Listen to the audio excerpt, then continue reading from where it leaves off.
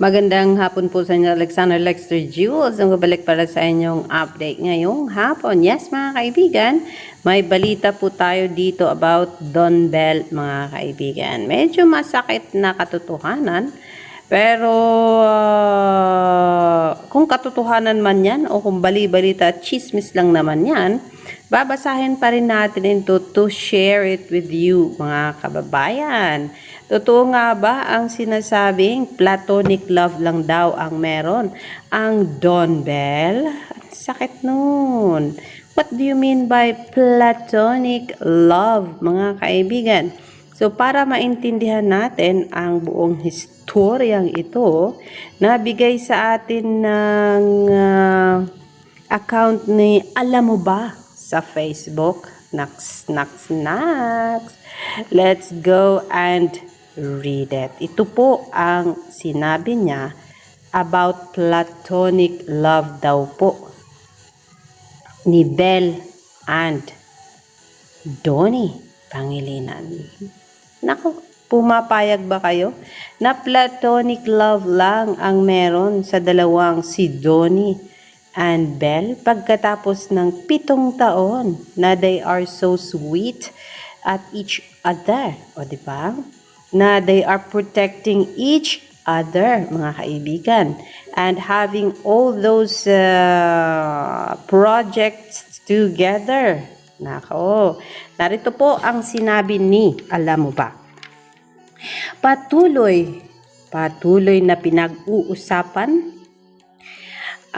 sa social media ang misteryosong nawala tuloy ang misteryosong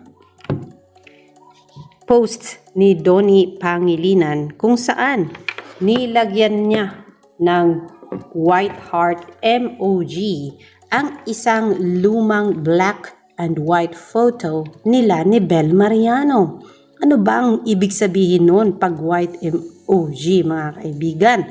Habang marami ang kinilig sa naturang post, hindi rin maiwasang may mga fans na makaramdam ng lungkot.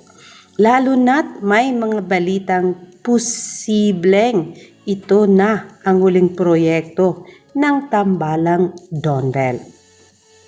Dahil dito nagsimulang magtanong ang netizens tungkol sa kahulugan ng white heart emoji na kadalasang iniuugnay sa malalim na pagkakaibigan o platonic love. Dahil sa interpretasyong ito, may ilan na naniniwalang maaaring ganito lamang ang tunay na samahan ni Donnie at Bell. Isang matibay na pagkakaibigan sa kabila ng mga kahakang higit pa rito ang kanilang relasyon.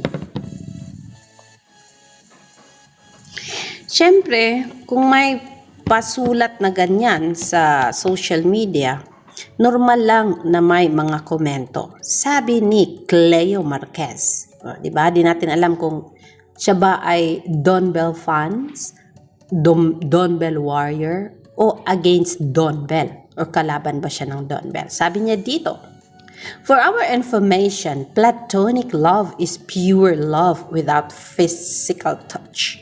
It is pure, holy, pious because they truly respect each other. They truly respect each other, not like erotic love, which is based on passion, physical intimacy, and subject to sin of God's commandment. We live in a world of malice, premarital sex. You are not in if you don't give yourself physically. In fact, they should be admired for not going beyond the limit.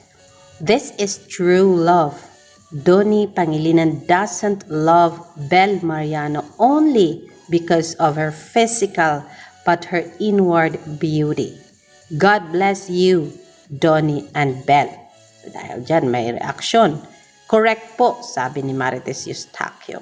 Sabi ni Kate Joy from Israel, ang sabi niya, for me, don't need any explanation. It showed and spirited who they really as a person by their actions and words. Both Bel Mariano and Ganda Bel Mariano and Pogi Doni Pangilinan, spontaneous and godly. That matters most. We people have different views and opinions, but we have to be mindful in our words not to hurt anyone. Peace and love be with us always, especially the commotion that we're facing right now. Stay safe and healthy, everyone. Well, sabi ni Annabel, wag ka dyan, alam mo ba? Kasi white heart po talaga yung gusto ni Bel na emoji po. Kung kaya yun, binigyan siya ni Donnie ng white emoji, white heart emoji. Sabi ni Clara Pilande, halata naman, wala kayong alam sa Don Bel. White heart emoji, favorite ni Bel yan. Kaya, madalas gamitin ni Donnie sa mga post niya. So now, klaro po, white heart emoji kasi yun po ang gusto ni Bel Mariano na mga emoji at ayaw po niya ng kahit anong kulay ng emoji. So, diba? So, yes mga kaibigan, yan po as of now ang ating nakita dito sa Facebook. And this is what's best for everyone, and we're gonna continue to support each other through this. But really, thank you. This family will always stay.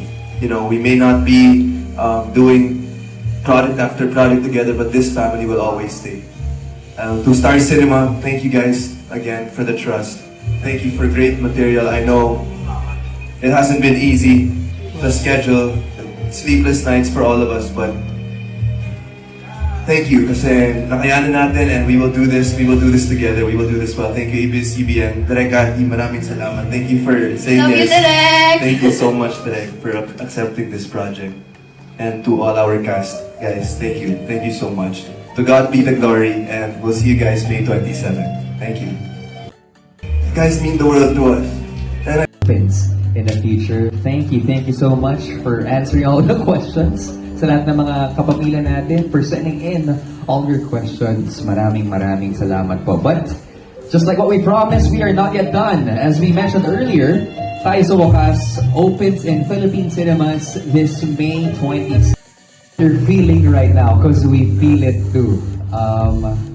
Again, this is just for now. And we hope another chapter opens in the future. Thank you so much for answering all the questions. Sa lahat ng mga kapamilya natin for sending in all your questions. Maraming salamat po. But, just like what we promised, we are not yet done. As we mentioned earlier, Tayo sa Wakas opens in Philippine cinemas this May 20th. You're feeling right now because